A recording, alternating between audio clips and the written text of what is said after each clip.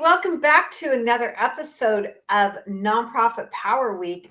The Nonprofit Show only does a Nonprofit Power Week a couple times a year.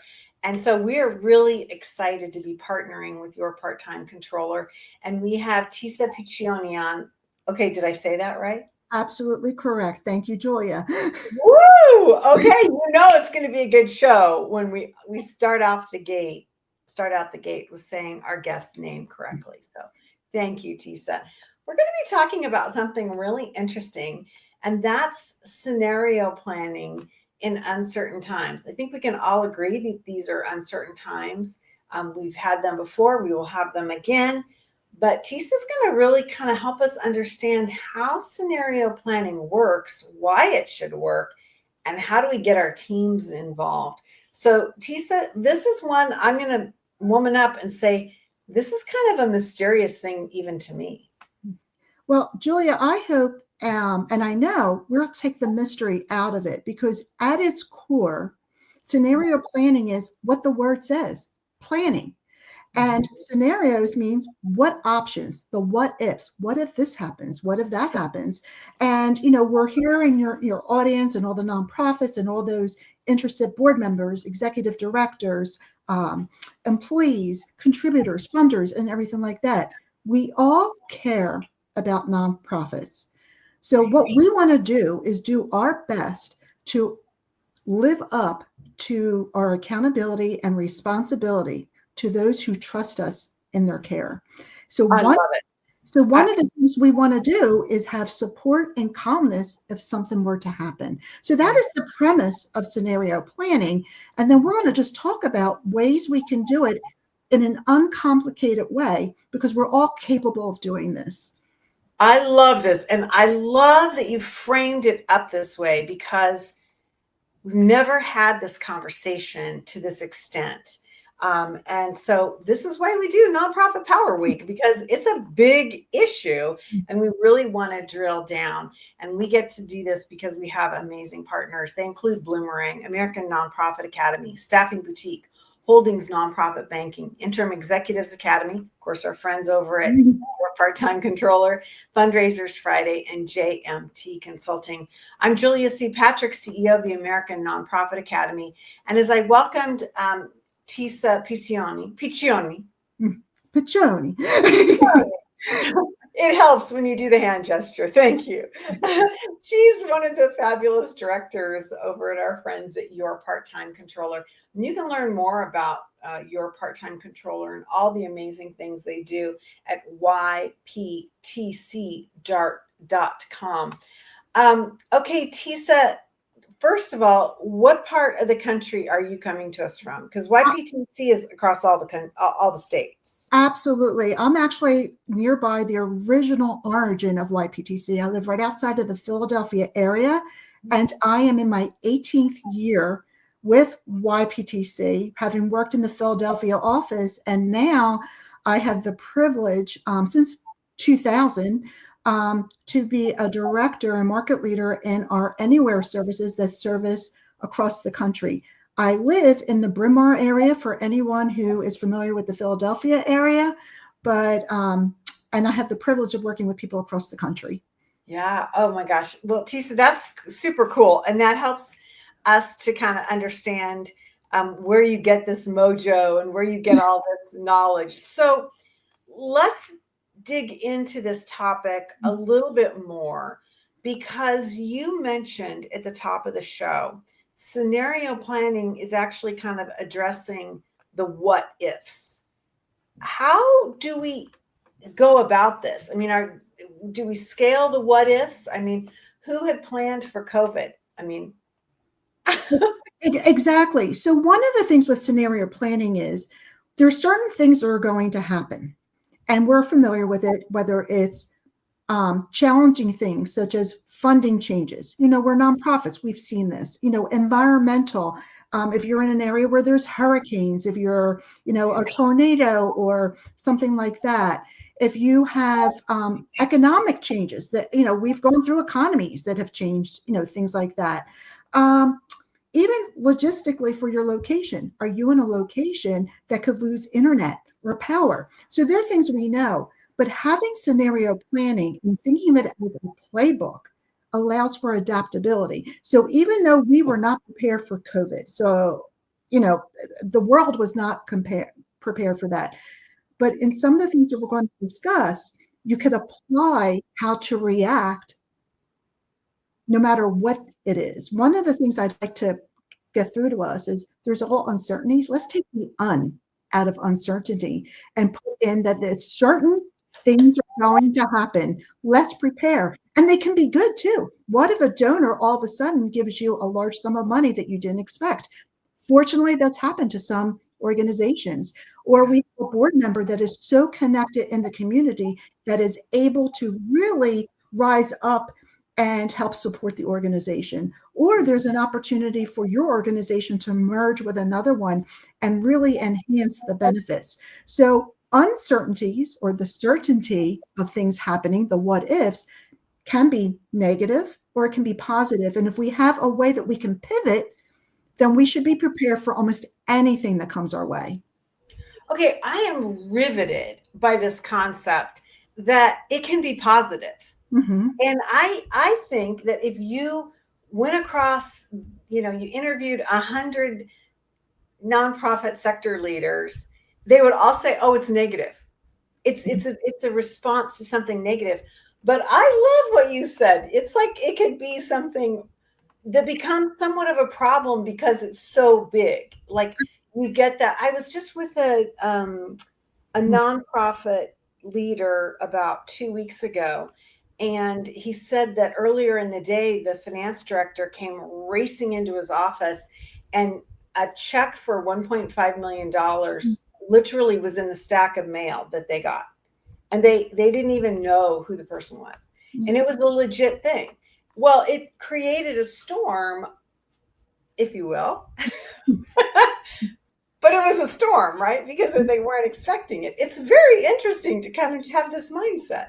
Yeah, I've had the benefit through my career, both at YPTC and prior, and I try to live my life that not everything is bad, that good things do happen for those of us who look for good things. And again, if you put the foundation in place that you are active in your community, you're doing good work, you're doing all those things, good things will come to you. And, as your example was that $1.5 million check, you would never know. Somebody could, put you in their will. You did not know that, depending upon your mission. And like I said, depending upon the connections that you have or anything like that, there may be opportunity to grow your organization that you did not think about, but it was on your wish list. And later on, we're going to talk about strategic planning and how scenario planning supports strategic planning. And that's really that topic, because strategic planning is about the good stuff. It's about where you want to go with the mission. What do you want to do? What's your vision of how to expand? So the hope is some good things come to you unexpectedly, and then how can you adapt? Yeah, it's such an interesting thing to frame this conversation that way. And I really appreciate that, because I think sometimes we are in the nonprofit sector so filled with gloom and doom, and we wear the hair shirt. And so we don't think about those opportunities, if we will. We only think about the threats, Right. And so I love that you helped us to kind of understand this. So let's talk about this a little bit deeper and really talk about evaluating the planning preparedness. And what does that mean? Like, you said something so fascinating to me in the beginning. It's almost like you could break it down: environmental, economic. You could talk about business climate, labor, your physical structures. How do we know what scenarios to be looking at, I guess, is the question. Yeah. So, first of all, one of the things that, whether it's accounting or operational, and of course, I'm going to probably give a little bit more on the accounting end. That's what we do. Okay. But it's to know what you have and what you need. Very basic. It's no different than what you do at home. What do I have and what do I need? Taking it a little bit further from an accounting perspective is understanding how much money you have, cash in the bank. I remember earlier in my career, I had the benefit of working with someone who had a tenured past. And he always says, you count the cash every day. So there's something to be said about that. Know where you are, know what the status is. So you need to know what you have, what do you owe, what liabilities, and all those other things. Who do you have promises to out there? Also, what money do you expect coming in? What money needs to go out? And then of that money coming in, especially in the nonprofit world, we know about restrictions. Are we spending the money in accordance to the donor, the restricted funds that we talk about? Also, the other thing we want to look at is planning a budget, but not just for the current year. Where are we looking at, 2 to 5 years from now? So now here's the accountant, and the training that we have is having good financial records is the way you can get that information. And it begins with transactional work. And it begins with, from every organization from the get-go, recording things in a timely way, making sure they're allocated correctly. If you have good information, garbage in, garbage out. We want good information in, so we get good information out. We can produce reports, and knowing the status of where we are and where we vision is the foundation and blueprint for scenario planning. Because what it allows us to do is look at our known factors, know where, if something were to change, how do we adapt? What kind of changes do we need to do? And put that down on paper. And then the other part of it is having buy-in from everyone. And when I say buy-in, it's the executive team, it's the board of directors, but it's also, and we cannot forget, every person in that organization that works there, because they are all there so the mission continues and is successful. And if we all think collaboratively on what if scenarios, what are we going to do, good things are going to happen.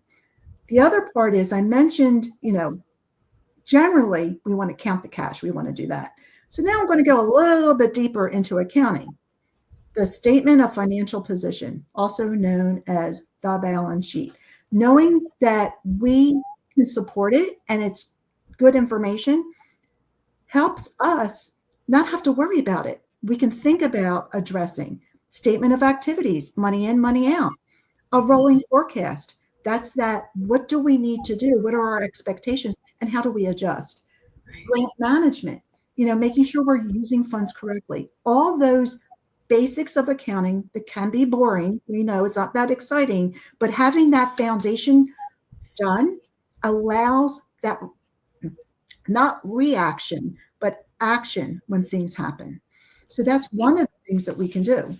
So this is what's really interesting to me, to hear you speak about this. I feel like this is finance team led, because a board or even the C-suite isn't going to be able to necessarily do these things, right? I mean, they're going to have to be educated up on how the finance team came up with these ideas. And correct me if you think I'm wrong. And then you made the comment that everybody has to agree, so that when you do have to roll into a scenario plan, you're not rehashing. Exactly. If you think about, I'm going to equate it to real life, your EMTs, your emergency rooms, your FEMA. When we go there, God forbid we have a situation, we rely upon the fact that they look at a stat and say, all right, what if this happened? This is what we have to do.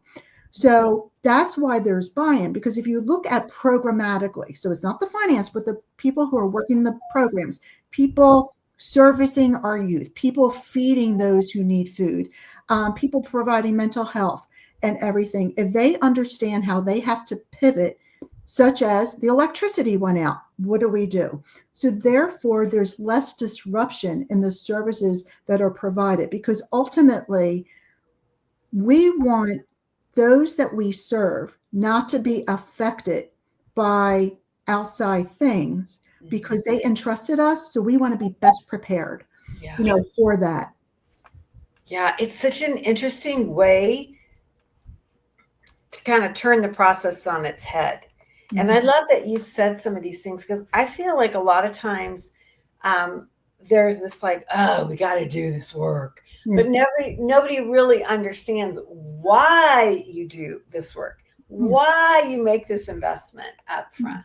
Yeah. And you know what, Julia, that's actually in life. Haven't we all learned if someone tells you to do something and you're like, yeah, I got to do it. But if you understand the why, it makes a difference, because it also allows you to think creatively, collaboratively, to look beyond the silo that you're in, and to know that each one of you that are part of the group have a really vital part. No matter what position you have, no matter what task you do, it does make it go, forward. And, one of the things that you mentioned is that it's really finance related. Absolutely. But when you have that plan, we have to let the board know that they have a part in that, and granted, we have the financial information, but one of the things that, we at YPTC always say is it's really important for the board to understand the financials, that they understand and part of that analysis and everything, not that they just come into the meeting or handed it and not understanding, because having that understanding of that the finance department has helps them be part of that solution positively and negatively. It is a group effort, no matter how you put it. Right. It's such an interesting way to think about framing this action up too, right? Because as a fiduciary, the board members sign on to, accept the responsibilities, and they've got to be educated. And if you have a problem that comes your way, that's not the time to sit around and try and figure something out. I mean, right? That's dangerous to me. Absolutely. Absolutely. And one of the things I mentioned was financial statements and, having, good information in a timely way. But there's other things too. Line of credit. We always say, get a line of credit before you need it. So not that we're, telling nonprofits or our clients or organizations that they want to be in debt, but if something were to happen, that we talked about those unpleasant what ifs were to come in. If there was, as an example, right now, there's a potential that the government may shut down or be delayed. If that were to happen, would organizations not receive all the money that they need for services to be provided? Sometimes you need a line of credit for short-term reasons, just to make sure payroll is made and services are not interrupted for those who need it. We talked about the involvement of board. And Julia, just like you said, doing it not when the problem happens, but do it throughout the whole process. The other thing, I'm going to throw out a term that many of us have heard in college, or, we hear about it, and sometimes it doesn't equate to nonprofits, but it really has a point. SWOT analysis. Yes. Now, SWOT analysis is what? Strengths, weaknesses, opportunities, and threats. And that's one of the things to maintain, because that helps put a framework as to how you can prepare, what potentially can happen. So when you do that scenario planning and you're learning how to pivot if a certain foundation suddenly did not give you the money you expected, or suddenly there was more expenses, you would have that framework and then carry that continually, always updating that, because the world keeps changing, everything keeps changing. But that is really important to really sit down and say, what do we have that's good? Where do we need help? What things are we worried about? And what can we do to help mitigate those factors so we can continue to grow, support our mission, and help those? Right. So we don't have a lot of time left, but I want to talk about, now that we know from you, like what the structure is and what we should be thinking about, help us to understand, like, when and how we do this. Is this like, we do this every January and every May, or do we do it every 5 years? Or, help us to understand how we, in essence, fit this into our task list, because we have a lot that we have to be doing, right? Absolutely. And what do you think? Well, I'm going to give an answer that doesn't sound all the time. Oh, I thought you might say that. And the reason being is, but all the time doesn't mean it's difficult to do. Okay. What it means is you take the time to have a budget. You take the time to put and invest in making sure that you have good financial information. You make the time in developing those relationships. So you have that playbook, you have that Excel file, you have your reports on your software and things like that. But as soon as you learn anything is different, that's when you go in and evaluate. And that's what I'm saying. So all of a sudden, if a new government regulation comes out and that affects you, look at it then. If you hear that there's a funding situation, we all went through, we all know, the beginning of the year, it was chaotic, not only for what was done, but what we thought could happen. So it was a lot of unknowns. That would be the time. So having a time frame, say I only look at it a year, 5 years, 6 months, doesn't allow for looking at it in real time when we need to. So that is why you make the investment in this strategic plan, scenario planning, and then you visit it as soon as circumstances change. There's a storm and all of a sudden the storm blows out your electricity, but somehow you need to provide services. You lost electricity and Wi-Fi, and you give software services to teenagers on an after-school program. You look at that scenario planning. What do I have? What is my backup? Is there some other plan that I have? So that way we don't stop services. Simple things like that. You're adjusting to new information that comes your way. Yeah, really interesting.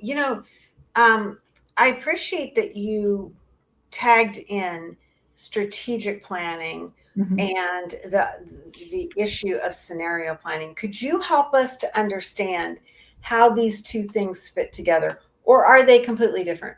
They're not completely different, but thank you for asking. But it can be confusing.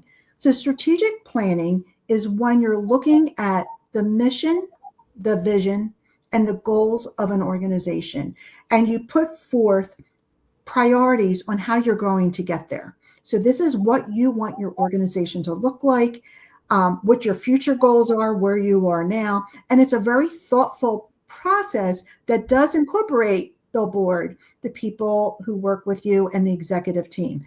What is your way? Scenario planning is the playbook that allows that to happen, because what you're doing is you have a blueprint or a foundation of where you want to go. And then scenario planning allows you to pivot in any way, so that way your path to your goals is not interrupted, or if it is interrupted, not a permanent interruption. It's just a pivot or some adjustments that need to be made. So that way you're not losing focus on really where you want to be, with the organization. So that's how they interact. And one of the things that I find interesting, back in 2024, our CEO, Jenna Leva, talked about strategic planning and the importance of strategic planning. And you and her had that conversation. And, I thought about it, and it really is everything she said then, which is being flexible, being adaptable, looking at the resources. Absolutely. But scenario planning is how we do it. Right. What do we need to do? What is the then when what if happens? Right. So this is going to seem like maybe a question for you that's in the weeds, but how many of these scenarios should we have? I mean, it would seem to me it's not enough to just have like one. Right. Are we talking about like 5, a dozen for all these different main areas, or how do we manage this? Because it seems to me that we could spend a heck of a lot of time thinking about the what ifs and just spending a lot of time on it. Yeah, and you don't want to spend all that time and resources because you want to be working on your mission. Right. What I say is you break it down. So, what ifs? What affects revenue? So you have some ideas. If revenue increases more than you expected, well, that allows you to maybe do a wish list, or in our world, we have an ongoing recommendation list that we give to our clients, which are things that could improve their processes. Maybe it's a new software, maybe it's a little bit more time and investment in some part of their finance department, or adding another program that could help support their mission. So looking at the revenue, looking at the expenses, what if all of a sudden some of the expenses went up? Payroll, benefits. And then we look at the cash position.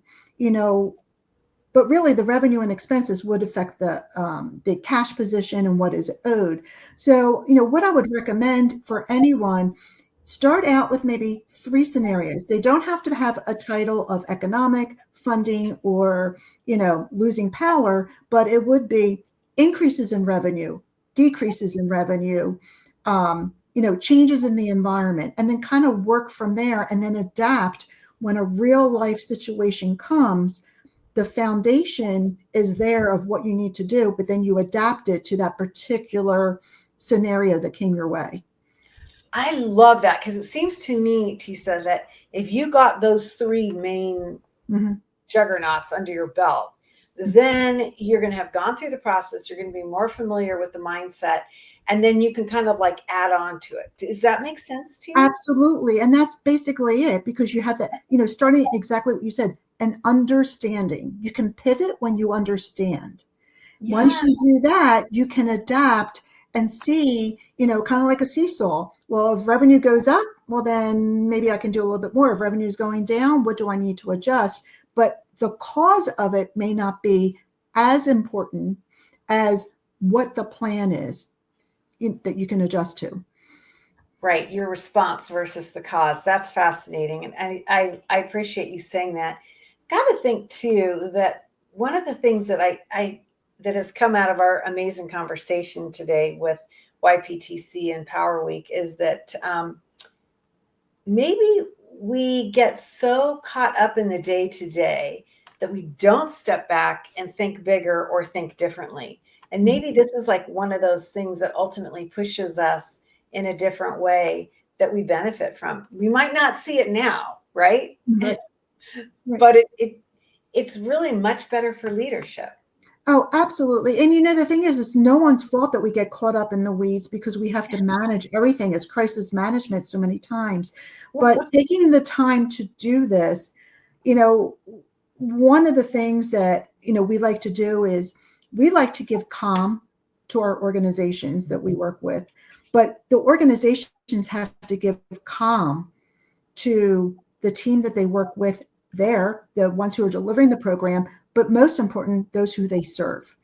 We don't want the recipients of their service, their deliverables, to feel as if that organization is really stressed out. So by doing this and looking at the whole, and I think it's just like anything else, starting with, why are we doing this? Why am I invested in servicing this organization? What is it that this organization does that provides services and makes it so special? And how do I want to support them?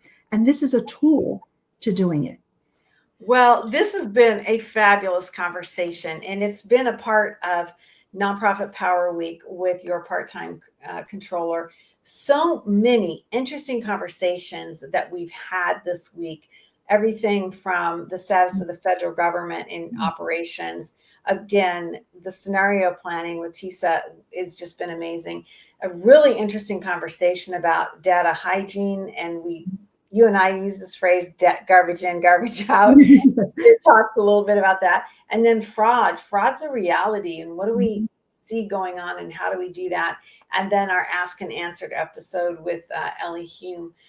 What a great conversation to be a part of this robust week. Tesa Piccioni, I am so excited that we got to have this conversation. And thank you for kind of even giving me a new way to think about the interaction between scenario planning and strategic planning. Really magical thinking there. Thank you very much. Oh, you're welcome. And I really appreciate this opportunity, because ultimately all of us who are watching or listening, we want to make the world better, and we want to help others have a better path through their life. And this is just one way of doing it. So I think of this as a privilege to speak to all of you, out there. Julia, you have made this such a welcoming environment, not only for myself, but for all of us. And I want to thank you for this platform to get that messaging so we can help others. Well, thank you. I mean, you just preaching to the choir. I swear to God, I loved what you had to say. And I want to end up with one of the comments I had from the very beginning that you said, and unfortunately, we don't hear this enough, but you were very client centric. So many of your points, you came back to who it is we serve, Mm-hmm. and how we need to be going back out and thinking about our service area and who our clients are. And I loved that you said that, Tesa. That was like super cool, because that's where we are, right? We need to be thinking about those that we serve. And sometimes we get so involved in ourselves and our structures, we forget about that, oddly Absolutely. enough. Absolutely. But oddly enough, but anyway, well, this has just been a joy. I've really enjoyed having you on and talking with us. And we get to do this Nonprofit Power Week because we have amazing support from our presenting sponsors. And they include Bloomerang, American Nonprofit Academy, Staffing Boutique, Holdings Nonprofit Banking, Interim Executives Academy, Your Part-Time Controller, Fundraisers Friday, and JMT Consulting. These are the folks that join us day in and day out, and especially for this amazing Nonprofit Power Week with our friends over at YPTC.